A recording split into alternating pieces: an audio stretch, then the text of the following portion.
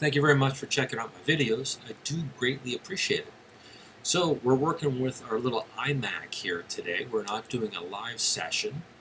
Mainly my schedule couldn't permit it, so we have some personal stuff we got to take care of. So I thought I'd do kind of a live session, kind of pre-recorded. So I thought that'd be an idea. So normally I do live sessions on either Saturday or a Sunday, and it's usually an accumulative of the questions I receive from my shorts or from my videos that I post here on YouTube. So this is usually where I have a kind of a direct response to it from that standpoint.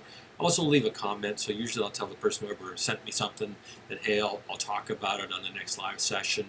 We'll go from there, right? So that's the general idea with it. It's also where I tend to recap what I've been doing with Tiro, also things about OMVEC, generally speaking, maintenance that I've been doing on my current GMC truck that I'm getting ready for safety, the process of buying the vehicles through government auction. Talk about that as well. Also talk about my progress with doing up my podcasts. So again, I've been working on that as well. So I'm trying to do a podcast on YouTube, kind of taking the content that I've got here, rolling that into a Turo 12-part series, kind of directly related to Canada. That's kind of why I put a vehicle on Turo, so I could do a podcast with it, just how well it worked or it didn't. So again, if you're interested in that, you're out there with Turo, or maybe you're thinking about it, you should probably listen to the podcast. It's going to be a series of 12. It'll be very basic, kind of like 12 chapters, something you can listen in the car, kind of nice, or in the background at work, or if you're using it for the ability to get yourself to sleep, will work for that as well. I'm also doing podcasting on OMVEC. So again, that's how to get your wholesale license, your retail license, or your sales license in automotive in Ontario. So again, it's one of those things I've done a couple times, kind of in the past. I've pretty much I've had every hat kind of in the automotive industry as far as that's concerned. So I thought I'd revisit that. And I might actually go and get my license again or retake the test and go from there. At the moment, I haven't had the pressure to do it because I haven't had the need to go to a dealer-only auction in Ontario. Again, I've kind of did the workaround by going through the government auctions. Again, that's something you might want to check out my other videos. Again, if you're in Turo and you're looking to get an affordable car or truck that you don't care about what the color is or make or model, you're just worried about the ROI on it, probably not a bad idea to visit a couple auctions to get an idea what that's all about. There are some real strong red flags with that, and I do get into that as far as some of my other videos. Buying a car from auction is like buying a car blind, so it's got to be really on the money for it to work, and it can really put you behind the 8 ball too. So it's one of those things where it's a bit of a gamble. So if you're trying to get out of the horse track, you thought to yourself, geez, I'm going to go have a little bit of fun. Buying a car at government auction, it's just like going to the track, so just be aware of that. Today I thought we would talk a little bit about the process that I've been underway with my GMC. So again, this is unscripted. You're getting essentially me in my little office space, and this is where I do my 3D printing. I've got a little 3D scanner there. It's a hobby. I also do a little bit of painting. I've got one of the paintings I do on the wall. So again, it's just one of those little things that I do. This is a hobby as well. So it's one of those things where I'd really like to get to 500 subscribers. Kind of a way of kind of saying, hey, this is actually worth putting some time and energy into. I also find it nice because I get to recap, kind of review what I've been up to, go from there. So it is kind of a little handy little item for me as well. Also keeps me on point for doing the podcasts. So again, this is kind of what I'm using the YouTube stuff for. So it'd be kind of nice to get a thumbs up or a comment or a subscription. That would be great. To do your thing down below. That's my PBS moment. So I've been trying to get my GMC 1500 series truck that I picked up off auction, and there's a video on how to do that, up for safety. And I've basically said, okay, I'm going to take 3 months or 4 months. It's going to be a work truck for me. It's something that I've picked up some other equipment for, that I want to be able to use this. Ideally, I wanted a van, but I just couldn't find a good value on a minivan. They all seem to be going for weird money, or they're beaten to bits, one way or the other. So I ended up getting a GMC 1500 series pickup truck, two-wheel drive, 8-foot box, your kind of standard government issue utility truck. There's nothing special to it. I've got to put a cap on it that I picked up off Kijiji. I've done some body work to it so far. Tried to make it look a little bit better, kind of presentation-wise. And I've been going through the basic steps on getting it safety. So I've been kind of going through each system and just kind of getting it ready. I'm expecting that when I go for the safety, that odds are the technician will flag something, because they always do. But I'm trying to minimize that as best as I can before I go in and get it done. And plus, time-wise, I'm not ready to put it on the road just yet. So I do have some time to work with it. So far, again, I've replaced the tires. Bought a set off of Kijiji. We did a little video on that as well, as far as points to look for when you're looking for used tires. I picked up a set on rims already, so I wouldn't have to pay the mounting fee and the balancing fee. I could just bolt them onto the truck. So I would save $100 going that route, so that's why I bought them on rims. The rims are not perfect, but again, I wasn't that concerned about that. But the tires are decent, and their dot or their service code or their timeline on it, they're about 4 years old, so they're well within the plausibility to be able to use for the next 3 to 5 years, in that range. I'd be really fortunate if I got 5 years out of it. I think I'm going to get 3 years out of the tires. And it's a nice upgrade too. I went from the steel wheel to a nice chrome wheel, so it dresses the truck up a little bit, but they're not show quality. But the idea was to be able to say, okay, I've looked at the tires, they could get flagged, save the process. Let's just put a nice set of used tires on, take the time, find something that works the budget, so I'm not at the last minute, tires need to be replaced, the truck's up in the air, do you want me to do the safety? Here's a set of tires, and then I'm into it for $1,000. No, I want to be able to control that a little bit. So again, that's why we go through the process. When we pull the tires off, we check the brakes. So far, looks like the rotors are a little bit weathered from sitting stationary for a while. So I've got to pull them off and get them machined, but they're in good shape. Pads, there's lots of life on the front, so we'll do that. On the drums, they're pretty decent. They just need to be serviced. So again, that's what we did when we pulled the tires off. I need to do a couple little things suspension-wise, bushings and just minor stuff that I can do in the driveway. But again, we did a quick suspension check where we wiggled the tires, make sure the ball joints are good, make sure tie rods are fine, things along that line. Again, all stuff you can do in the driveway. The idea is we're trying to reduce that impact we'll have when we go to safety, or that we'll be aware of the issue, right? So to go from there. We've got rocker panels. We just finished up on those. There are videos available, so check out my video content on the rocker panel. So I made a rocker panel. We did some cab corners, and we did them on a budget. And we formed some sheet metal, and we made a cover that kind of slips over them. Really nice job on it, I think. Very affordable, a couple $100 opposed to doing the cut and weld and replacing it completely. It's a nice, easy fix that you could do in a driveway. And I left the links of the YouTubers that I use as reference. They actually say, hey, this actually works. So again, something very affordable if you're working on a similar truck. I'm sure it's going to have similar problems. And that's where we're at. So we're just right now addressing the exterior. To address some cosmetic issues related with the wheel wells, I put some caps on them just to dress it up a little bit. I've gone and treated it with a rust converter and some trim clad and some other things that are kind of budget minded to prevent the rust from going any further, and also to make the truck look a little cleaner. And also when it gets up in the air, the technician will look and go, oh, look at that, he's done some service work. It's going to be an easy pass, or it's going to be a relatively easy truck to inspect because everything will be clean and tidy, and that's the idea behind it. I replaced the lower seat on the driver's seat, just the cover and the foam insulation. Again, because cosmetically it looked horrible. When you hop in the truck, that's the first thing you see. Next thing you're going to go and say, okay, well, what are the seat belts like if that's that bad, right? So again, we clean up the seat belts, make sure everything's functional. Again, they're all parts of safety, not necessarily a requirement, but it's one of those things that presentation is going to be a key part as well. So hopping into a seat that looks like it's a rat's nest doesn't really breed confidence in the vehicle. So going to a scrapyard and getting a cheap used seat bottom is actually pretty easy for a GMC pickup truck. So again, just so you're a little side note, the driver's seat is the exact same foam insert as the passenger seat. So if you want to get a foam insert that isn't beaten to death when you're in the scrapyard, you pull it yard or you do a little run around, check the passenger seats because they're usually like mint.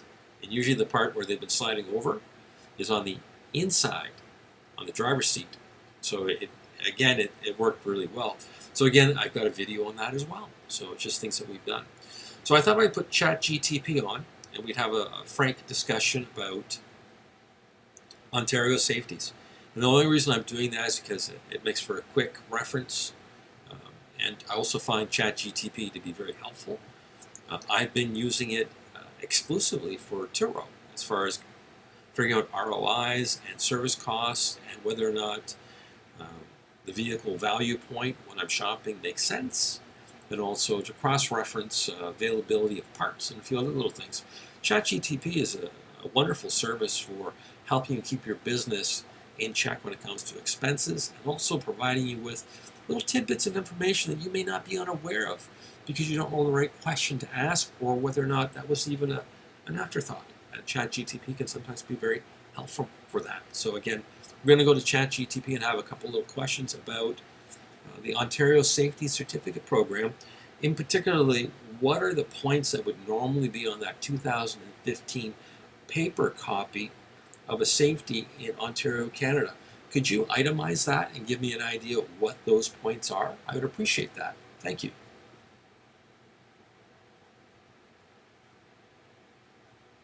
Absolutely. I'm happy to help with that.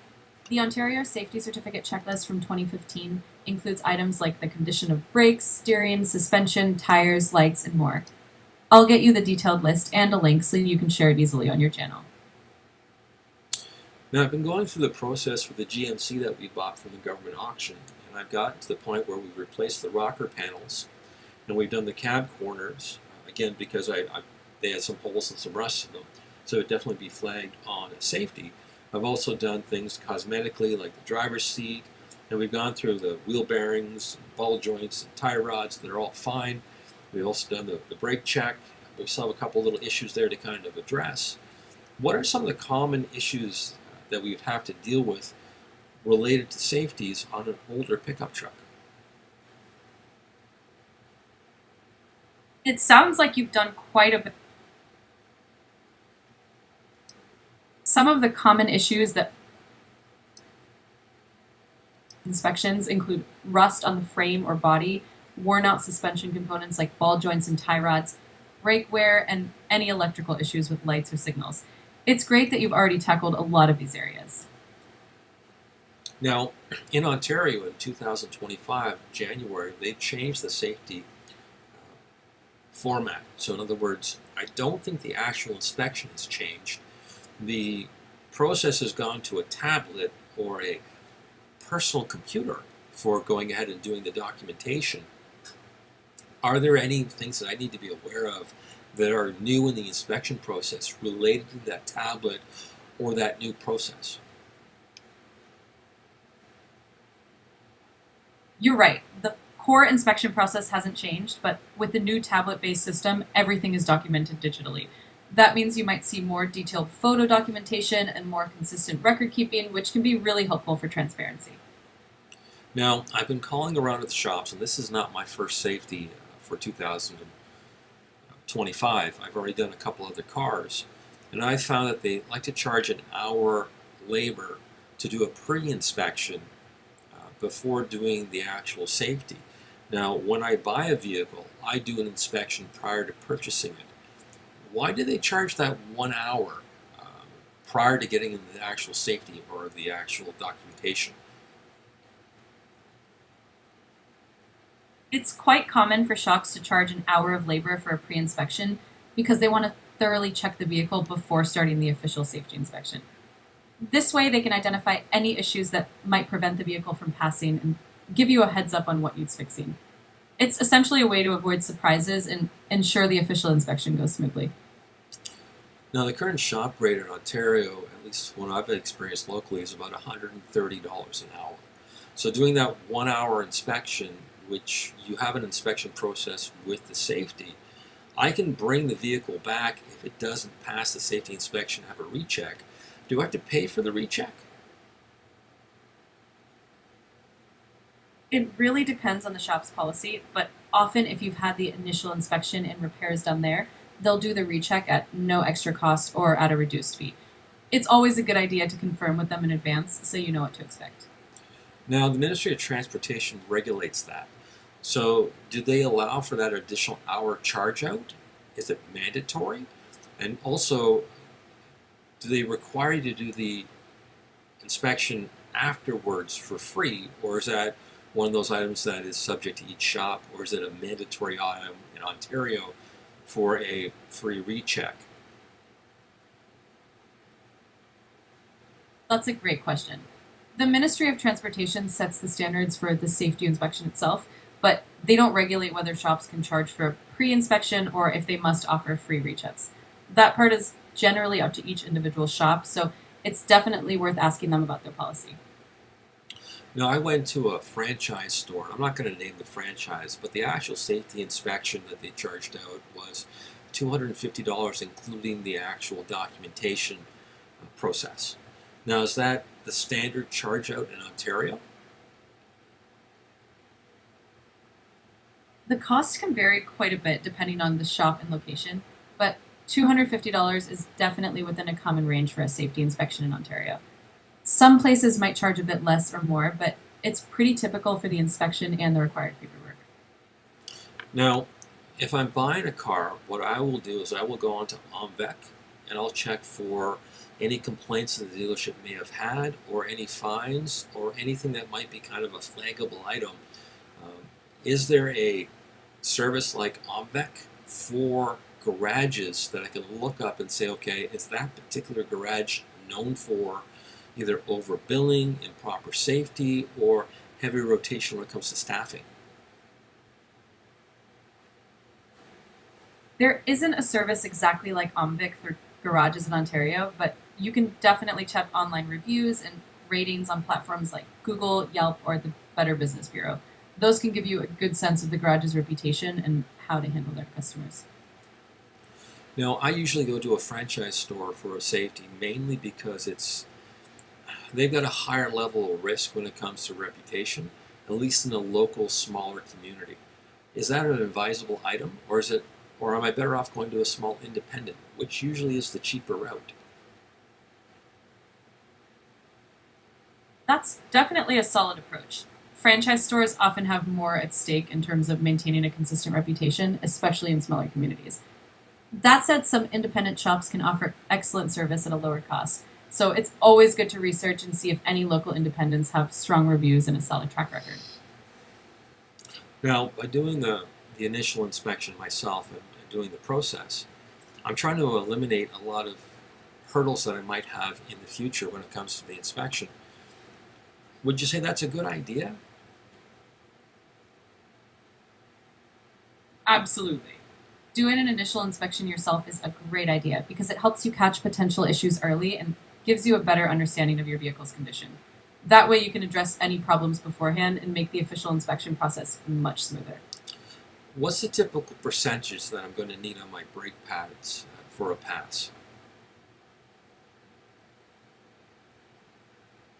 For a safety inspection in Ontario, brake pads generally need to have at least 1.6 millimeters of friction material remaining, but many shops look for around 3 millimeters to be on the safe side. It's always good to check with the shop you're using, but having a bit more than the minimum is a great rule of thumb. Now, because I'm doing a pre-check anyways, normally I do a brake service, which means I'm going to pull the pins and lubricate, clean the brake components up as best as I can to make them look nice and clean and tidy. I'm also going to be looking for leaks or anything along that line to be able to catch before it goes in for the safety check. Now, if I'm at 3 mils on a brake pad and I've already got it apart, wouldn't it make sense just to go ahead and replace those if I'm intending to keep the vehicle? That's definitely a smart approach. If you're already at 3 millimeters and you have everything apart, it makes a lot of sense to just go ahead and replace the brake pads. It'll save you time and effort down the road and give you peace of mind knowing your brakes are in top shape. Now, I noticed on my vehicle that it's been undercoated and sprayed and oiled. So visually checking things like the fuel line or the brake lines, I don't see anything there because it's covered with oil. Now, do I need to clean that off for the inspection process, or will the technician just look at the age and the wear and assume that the brake lines and fuel lines are good?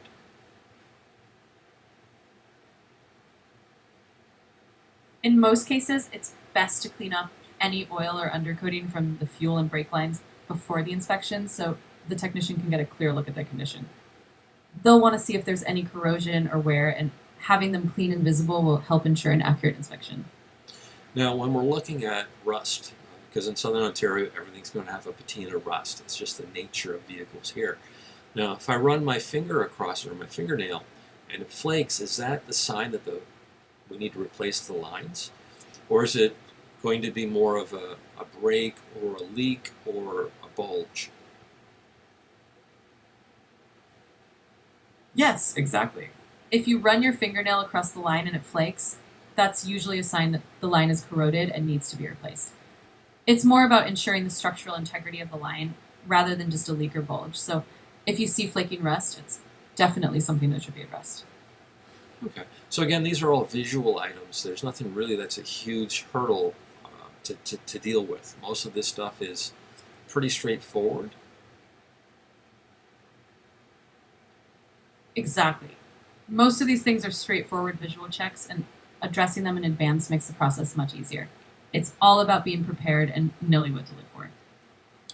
Now, when I was initially going around to get a safety done and the new tablet was out, a lot of the smaller independent shops didn't have the equipment readily available, mainly because they express that there's a substantial fee to getting the equipment, as well as having, a subscription or having to pay to keep that active. Is that the case? Yes, that's correct. When the new tablet-based system was introduced, some smaller independent shops found it a bit challenging to adopt right away because of the costs involved in getting the equipment and maintaining the subscription. It's definitely a bit of an investment for them.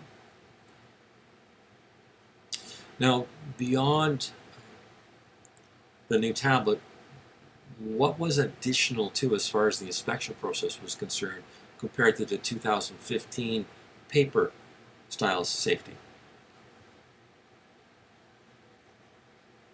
Beyond switching to the new tablet system, the actual inspection process itself didn't really change compared to the 2015 paper-based safety.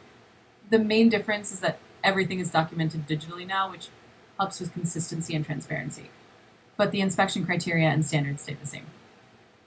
Okay, so whenever I call a shop up, they seem to make it as if it's a brand new process, that there's a host of hurdles to go over, that it's going to be incredibly expensive or a higher cost compared to the previous safety.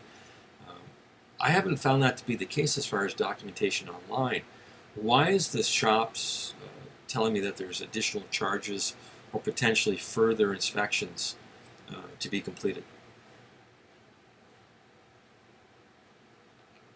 It can definitely feel confusing. Some shops might present it that way because they want to cover the costs associated with the new equipment and the digital process, but in terms of the actual inspection standards, there haven't been significant changes.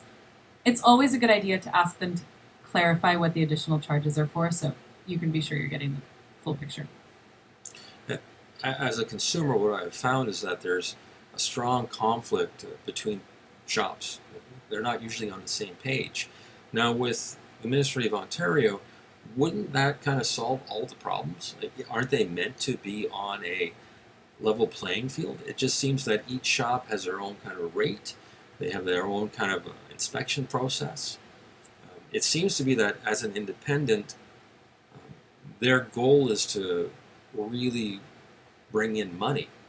Whereas if you look at the UK model, where it's more of a government-run facility, they're more just an inspection. Like, here it is, go get it repaired. They don't really seem to be involved in the actual cost structure or the actual profit end of it. Is that the case? I understand what you mean. In Ontario, each shop does have flexibility in setting their rates and sometimes their processes, which can lead to differences in how they operate. The Ministry of Transportation sets the inspection standards, but the shops themselves handle the actual inspections. In the UK, it's indeed more centralized, which can make things more uniform. It's a different approach. Yeah, I get a lot of comments on that online as far as what is the difference between an inspection here in Ontario opposed to Alberta or BC. A lot of folks kind of move from province to province. Is there a difference between the safety standard in Alberta, or is it essentially the same deal? Brakes, tires, functionality? That's a great question. There are definitely similarities since all provinces focus on core safety aspects like brakes, tires, and overall functionality. But each province, including Alberta and BC, has its own specific standards and procedures. So while the basics are the same, there can be some differences in how they're applied.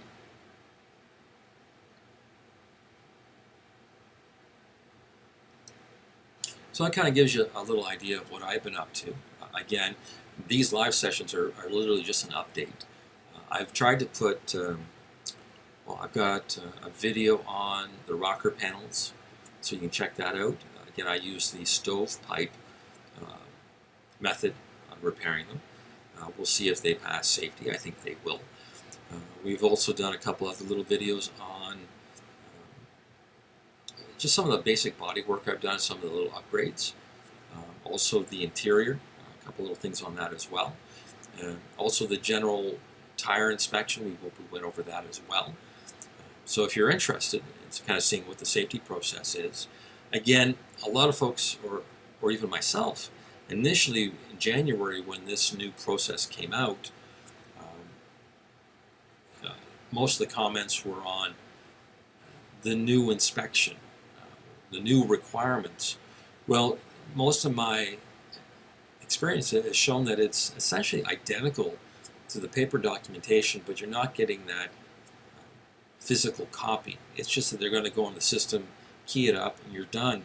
The photos, the technicians made it sound like they were doing a full comprehensive documentation of the vehicle that was going to be a 360 point of view. And all the research that I've gotten off of it's a picture of the VIN number, it's a picture of the dashboard, so the odometer is there along with any warning lights that might be displayed. It's a shot of the brake pads and the rotor, but not disassembled. So in other words, they're trying to get it at an angle that the camera can pick up, that there's a sense that there's something there, right? They don't take a picture of the tires or the tread depth. They don't take any pictures of the body unless there's actually something physically damaged. They don't typically go ahead and take a shot of quarter panels just at random. It's going to be, hey, we took a shot of the quarter panel because there's a dent or there's a hole or there's a rust spot. But it's not a full 360 photo documentation of the vehicle. So again, a lot of shops make it sound like that, but it's not. So typically it's VIN number. They're going to plug it into the OB2 system. At least that's what I've gotten, I understand from that. And what they're going to read is, are the current warning systems, have they cycled through? So they're going to confirm that. And then through the OB2 system, they're going to confirm whether or not the VIN number in the OB2 system matches the VIN number that's actually on the dashboard or the VIN plate. So again, to confirm that it is the right vehicle that they're inspecting. Also, they're trying to catch the occasional vehicle that might have been stolen in the past. So that's my understanding on that. But they're not reading anything as far as history, and they're not getting into anything as far as diagnosis. So they're not really getting into that particular application. They're literally just checking to make sure, hey, it's gone through the driving cycle, so you haven't cleared the codes to run it in, and they're just checking to make sure that the VIN numbers match. So again, it's a real dumb hookup. So it's not going to be anything all that complicated. Again, some of the shops I've talked to have said, hey, we're doing the full OBU2 reading, we'll give you a full report. It's not really that at all. So again, if you're getting a safety done, don't get worked up about it. if you've had it done in the past 15 years, it's essentially the exact same safety process as far as the actual physical work is concerned. What's changed is that they've modernized the actual reporting system. That's all. They've just moved away from the carbon copied paper, which they should have probably gotten away from like 10 years ago. So again, it's just something where the industry has to catch up to modern technology. The carbon paper and the manual filing, taking it in to the MTO or Service Ontario, you're not doing that anymore. You're basically going in and saying, hey, I have a safety. It was done at such and such a garage. The little lady's going to go there, type on the keyboard, go, yeah, they've already inputted it. You're ready to go. There's your plates. There's no stickers anymore, so it's a pretty straightforward process from that end of it. But again, you need to watch that cost and the pitch that you're getting at the desk as far as the expense associated with it. So far, the safeties that I've done, the inspection process has been around $250. Prior to that, the safety was about $150 to $175. So yeah, they've bumped them up a little bit since January. But if you look at all the shop rates since 5 years, they've all bumped up from like $80 to $130. So it's one of those things where you look at it, you kind of go, yeah, there's a higher cost to it because the labor costs have moved up. It has nothing to do with the actual safety itself or the equipment or the process. It has to do with the fact that just generally speaking, overhead has increased. So just keep that in mind. When you go to a small independent shop, it's not going to be any less than going to a full-fledged franchise store. I always go to a full franchise store, and the reason I do, like I took my Outlander in. It's a 10-year-old vehicle, 2014, so it's an 8-year-old car, right? So I took it in there mainly because it's a flat rate. It's $250. The technician there is kind of going, this is just a process, in, out, in, out, in, out. They're picking up work orders all the time. They're not looking to make, at least what I've found, they're not looking to make an endless job out of your car. They're just looking to get it out the door real quick because you're more of a hassle to them than anything else. And they'll give you recommendations. They'll say, hey, look, at least on the last one I went to, he said, look, these things need to get done at some point. It will pass safety today, but the parking brake has rust and corrosion on it on the exposed components. They are going to seize at some point, and it is difficult to operate. It does work, it does hold, but at some point you're going to have to come in and get that done, which I thought was very honest. And I said, well, okay, well, let's go ahead and replace that parking brake cable. The cable itself was pretty minor. It was an hour's worth of labor. I felt very comfortable doing that. Point out that there was a little bit of oil seepage around the valve covers.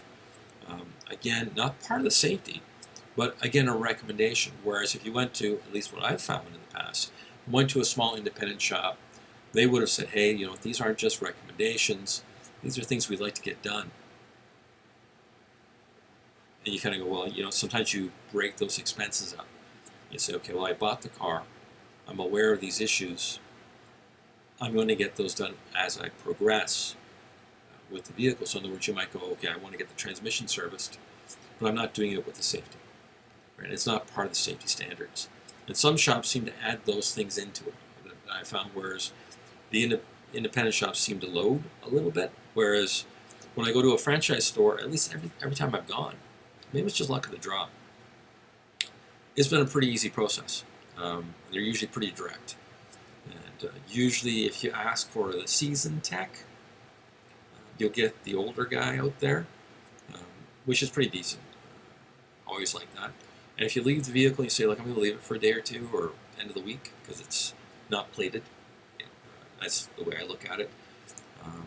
Usually they'll get to it and they're kind of in between appointments, or that frees them up a little bit, and it seems to make the safety process just a little smoother. So it's just one of those things I've noticed in the past. So hopefully that helps you out a little bit. Watch the videos. I try and shoot those. And again, this is a quick 30-minute little live update on what we've been doing. Terrell's been kind of on the back burner a little bit, hasn't been very busy. I'm still dealing with some service issues on the Outlander as well. So again, we'll talk about that in the next one. So that'll be kind of interesting. I do have some podcasts that have kind of gone into the little, they're saved, almost ready to go. So again, I might get to that 1 year point where we can start throwing out the podcast on Turo. So that's coming up shortly. OMVEC, again, I've been kind of preoccupied doing some other things. We'll probably get back to doing live sessions on that shortly. I've had some good questions kind of sent in to me on basics. So I might get into the basics of OMVEC. Just the simple process of, you know, how do I fill in the application form, stuff like that. So that may be coming up shortly. So again, I greatly appreciate it if you subscribed. I do keep this pretty straightforward. There's no fancy editing. We don't roll to the B-roll. We don't have anything like that. There's no fancy fireworks. It's just me having a conversation. Hopefully it's not too boring for you. And this is kind of, if you've already watched the shorts or you watched the videos and you just want to kind of get an idea of where I'm at, this is kind of the revisit. So I do appreciate that. Thank you very much. And if you've got any questions, by all means, I'll address them in the next live session, which I try to do on Saturdays. Again, have a pleasant and enjoyable day.